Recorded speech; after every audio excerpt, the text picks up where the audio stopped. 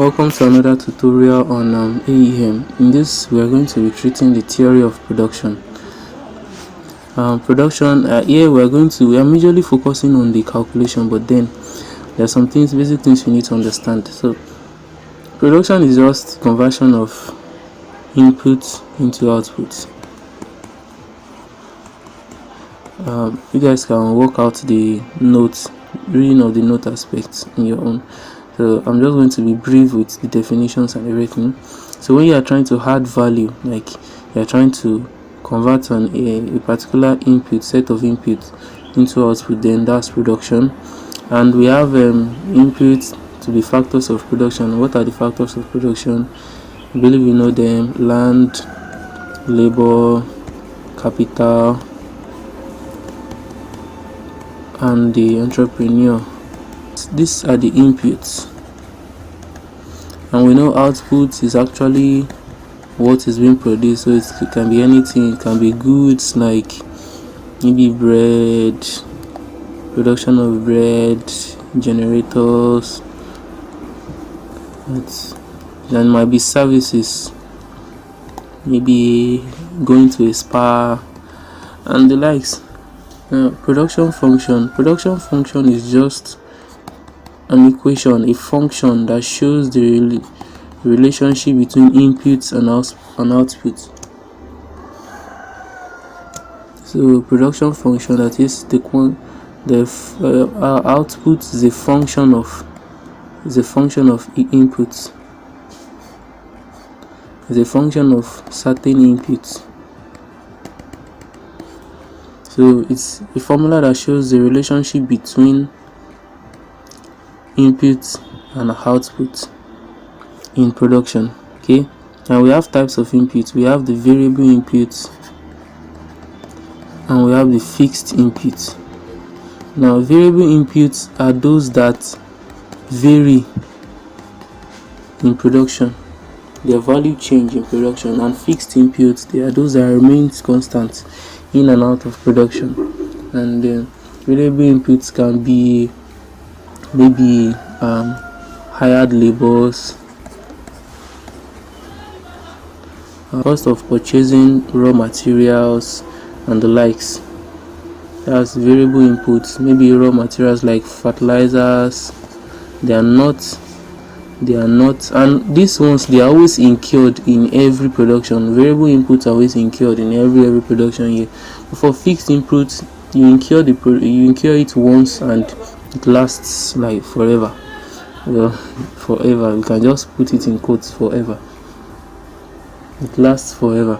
So fixed inputs are like buildings. Once it then remains like that for a long time. Machines also, machineries and the likes, all these ones are fixed inputs.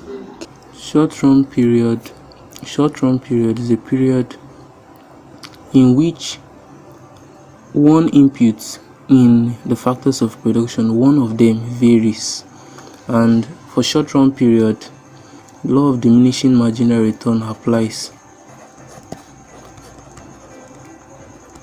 The law of diminishing marginal return applies.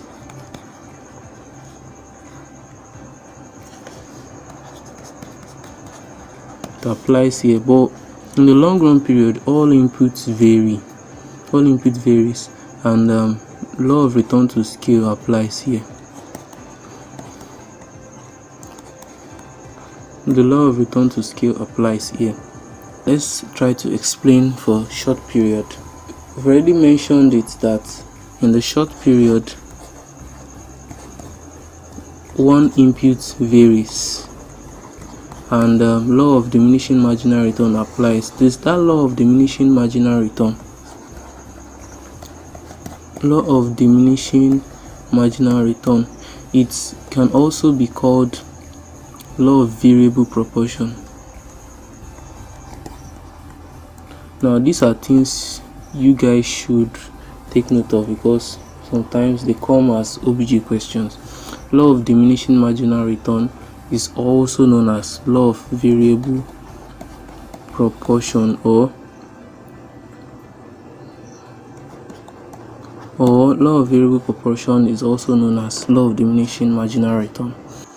Now, the law of variable proportion explains the short run period, just like we've mentioned, and it states that as more and more unit of that variable input is being used, where the others are fixed, the total product at the beginning, the total product starts increasing at an increasing rate. It gets to a point, it starts increasing but at a diminishing rate, and after some time it reaches the maximum point and it begins to diminish. That's what the law of diminishing marginal return states, or the law of variable. That's what it states. Now that brings us to the stages of production. Law of variable proportion has stages.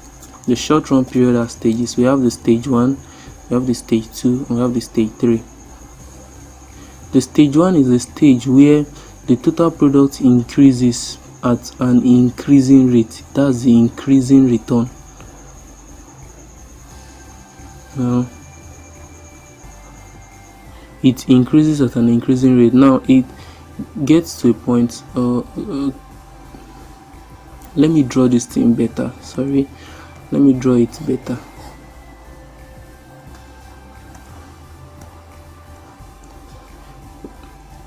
It increases at an increasing rate.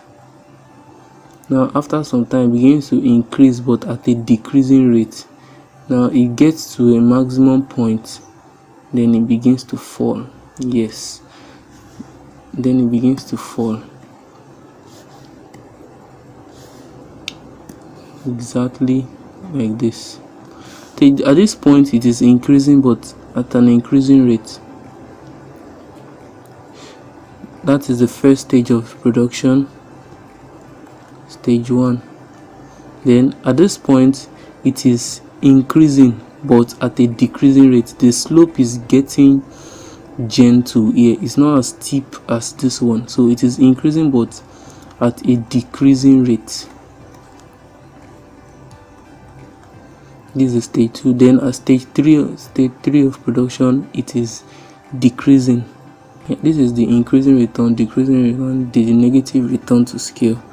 Okay, now at the first stage of production,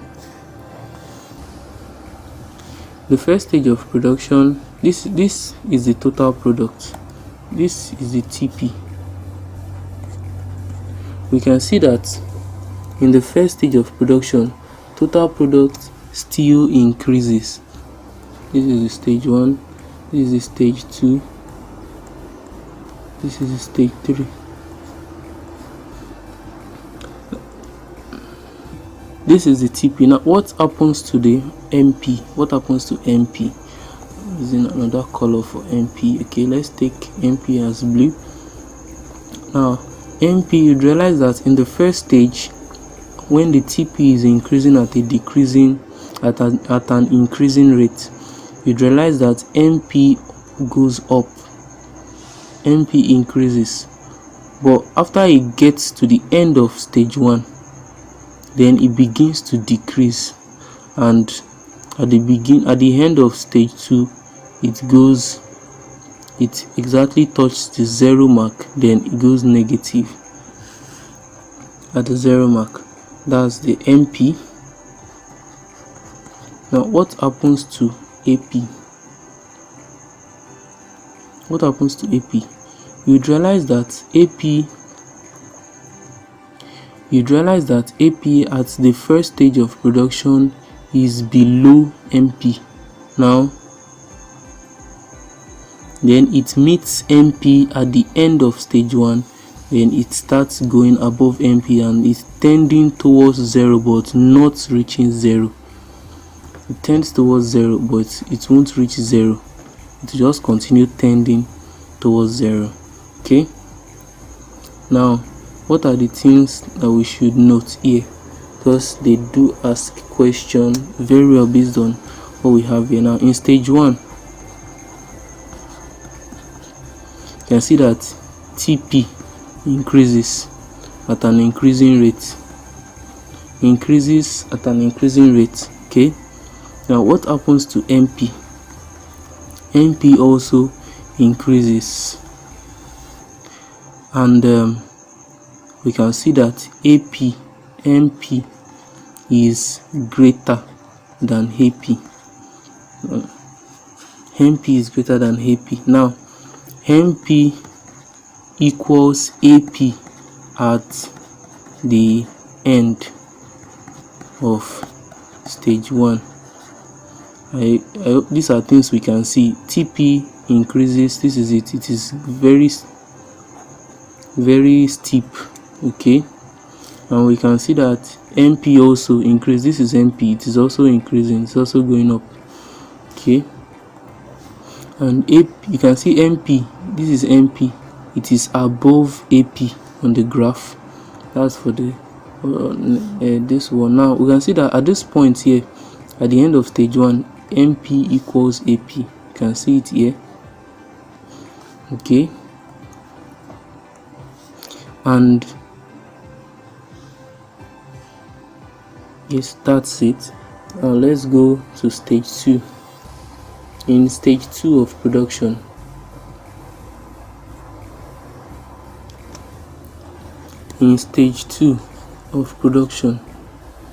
we can see that TP is still increasing. TP is still increasing, but MP is decreasing. And we can see that AP is now greater than MP. And we can see that at the end, MP equals 0. MP equals 0, and you can also see that at the end, TP reaches max. At the end, TP reaches maximum. Okay, and for the stage 3, let me put it here. Stage 3 of production, what happens? We can see that TP decreases. MP is now negative, and we can see that AP tends towards 0, but it's not reaching 0.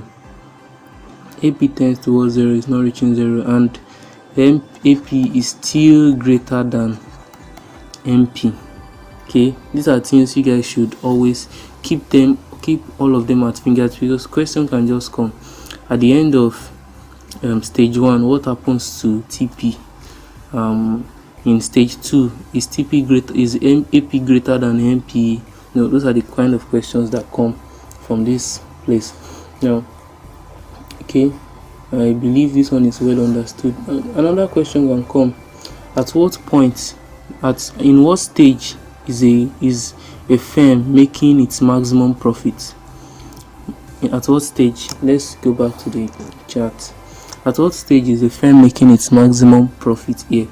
Yeah, got it right. At this point, at the end of stage 2, is the point where a firm makes its maximum profit. So would you advise, at what stage would you advise a firm to produce? Yeah, it is at the end of stage 2, because it's at that point they make maximum profit. Now, why is it that the law of variable proportion holds in short run? Why is it that after you continue inputting more and more of the variable inputs, where the other ones are fixed, at the end of the day it begins to diminish? Why? It's because one of the inputs is fixed. It is the fixed input that causes the diminishing return. It is the fixed input that causes the diminishing return in short run, because you can just let's take, for example, now this is a piece of land. On this piece of land, you have 2 farmers working, and 2 farmers working. At the end of the day, we're able to get 2 farmers. At the end of the day, they were able to work out 40 units of output in 30 days. Now if you know that this land is big enough, at least you can still bring in another one more and another one more. Now I have 4 of them working, so the 4 would do better than these 2, isn't it? So fine, it might be they might make up to like 100 units in 30 days. Now as I keep adding more to that same, you see this labor in this case is variable because I keep adding more, but the land is still the same size. Now what would you think will happen at the end of the day? As I keep adding more, you can already see it from this place. It's already getting jam-packed. And you realize that some people will be trampling on other people's work since there isn't much of space. And what do you think will happen as it becomes, for example, now if it becomes 8, the rate at which the output will be coming out will be decreasing. Now this time our difference is 60 here. Probably this time difference might just be 40. It has reached the increasing at a decreasing rate. Fine, the TP is increasing, but is increasing at a decreasing rate. Now maybe at 10 now, this time around it's just 150. It is increasing, but you realize that the rate at which is increasing is decreasing. That's what you call, at this point, is the increasing at a decreasing rate.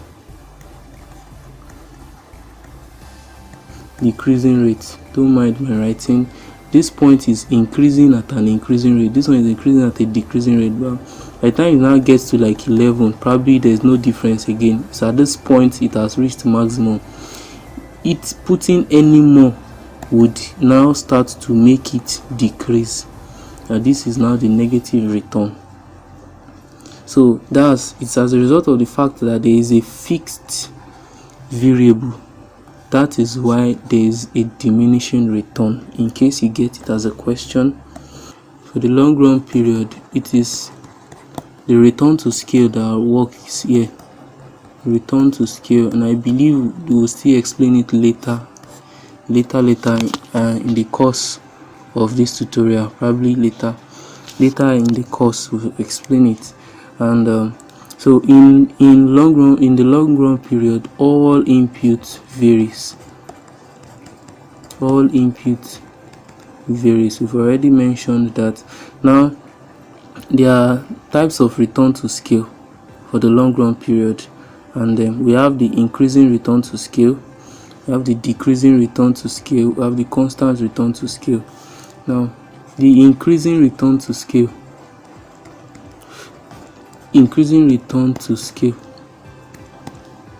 this one, the level of input produces a greater level of output. The level of input produces a greater level of output. Now for constant return to scale, the level of input produces equal level of output. And for decreasing return to scale, the level of input produces a much less level of output. Okay, that brings us to the kinds of production relationships we have. Now we have the factor product relationship. Now for product relationship,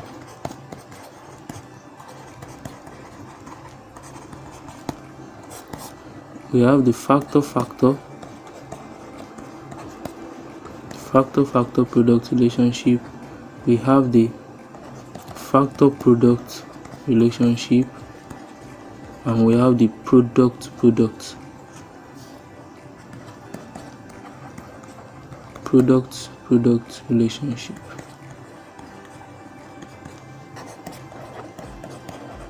Starting with factor product relationship. In factor product relationship, an input is used, one input, varying input is used in producing one output. So the output is a function of a particular input that varies, where others are probably constant. The goal here is to maximize profit, that's maximize output. Sorry, the goal of this factor product is to maximize output. That's the goal. So you need to find the ways in which you are going to combine the input to produce the maximum level of output. Okay, and the assumptions here, you guys can read it. One factor is variable and the others are constant. Unit of variable input is homogeneous, that is the same unit. Technology remains the same, and the likes. All those ones are things you guys should read. Now, some things you guys need to understand again is the total product, the average product, the marginal product, and the likes. Total output that can be produced by using inputs, all the inputs, total output. Now you have the average product, average physical product. This one is the output per unit input. This one is just output per unit input. The marginal physical product is the change that is caused in the total product as a result of change in input. So the increase in total product as a result of increase in the inputs, that's just the marginal. The next one is the factor. In the factor relationship, a quantity is produced with, the point here is with two inputs where others are fixed, two variable inputs, others are fixed. So the ways in which you can combine two variable inputs in order to give a level of output is what we're trying to understand here. Now, what is important here is the minimization of cost. In this place, it is important because you know that you are using two inputs to produce output. So what you need here is the minimization of costs, and we should know the best way to combine the two resources. The best way, the least cost combination, is called the least cost combination. The best way to combine these resources in such a way that we are using the lowest cost possible and you are making a maximum profit. Lowest cost possible and still achieving that same level of output. That's what we are dealing with here in factor relationships. Remember, we said we're finding a way we can combine these two resources in such a way that it still gives us the same level of output. That various combination of these two inputs is called Isoquant. Isoquant is just like a curve that shows all the ways you can combine these two inputs in order to get the same level of output.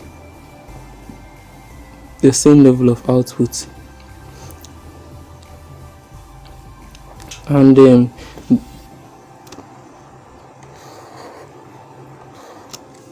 let's draw that. So the best way to combine these two,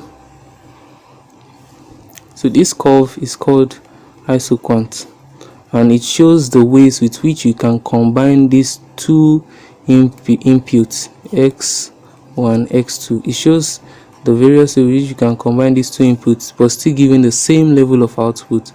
Now the various combination of these two inputs can be purchased at a given cost called the isocost line. The various ways which you can combine each of these is called the isocost line, and drawing the isocost line is just a straight, like a slope. It's a slope. So at this point now,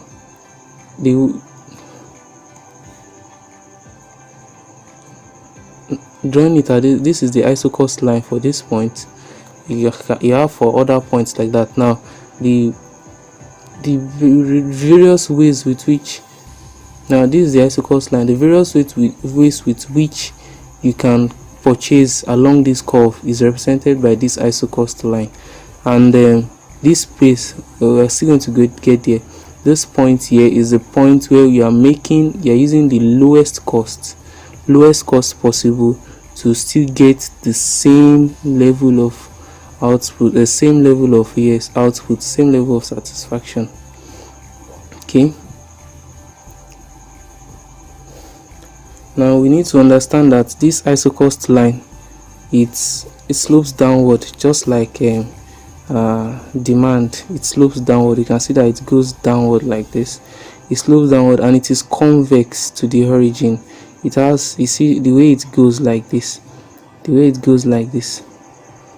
it's convex. That's convex to the origin, like a lens. Remember convex and concave lens from physics. So it is convex to the origin like that. Isocost line never intersect, because you might have so many isocosts. If you have more than one, it becomes an isocost map. If you have more than one line, it becomes an isocost map. They don't intersect, they don't touch each other. Now, remember we said this curve Isoquant, it shows the possible ways with which we can combine two variable inputs to produce an output. Remember, so the rate at which, remember that we also said that if, for example, now using x1 at this point, we have to combine it with x2 at this point. So let's take this point is 10, this point is 1. So it's still the same thing as when I use x is still the same as when I use x1 at this point. Let's take this one to be 3.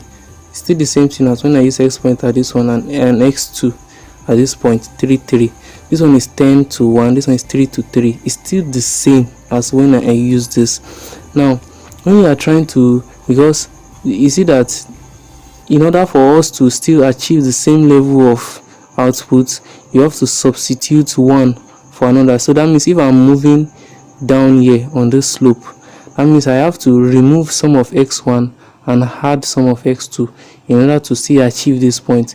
If I increase one without reducing the other, then it's forming another map. So there is something called the marginal rate of technical substitution, the rate at which you substitute one product for the other in order to still achieve the same level of output. So it's called the marginal rate of input substitution. Yeah, it's still same as marginal rate of technical substitution.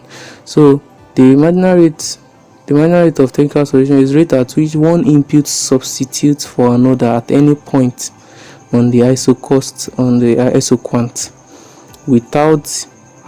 without changing the output. It doesn't change the output. Remember that along the isoquant, the output remains the same, but it just shows the way you can combine these two resources in such a way that it still gives out the same level of output. So the rate at which you substitute one for another without changing the output is called marginal rate of technical substitution. And how do we get it? Now, marginal rate of technical substitution, remember this is the isocost line. The marginal rate of technical substitution, we can bring the idea of slope.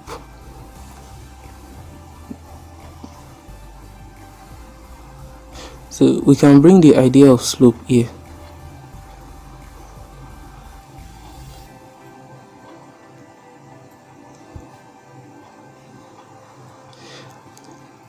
The rate at which we substitute x1 for x2 Well, I wouldn't want to waste much time proving this out, but then let's just try to know the formula.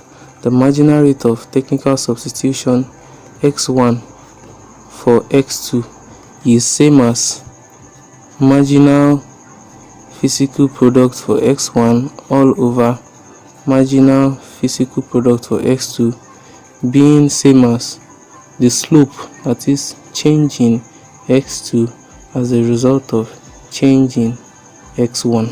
The same thing applies for when you are trying to find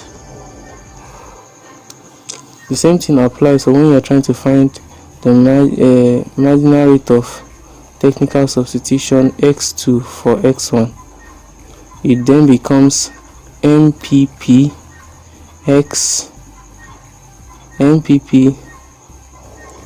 x2 all over MPP x1 being change in x1 all over change in x2.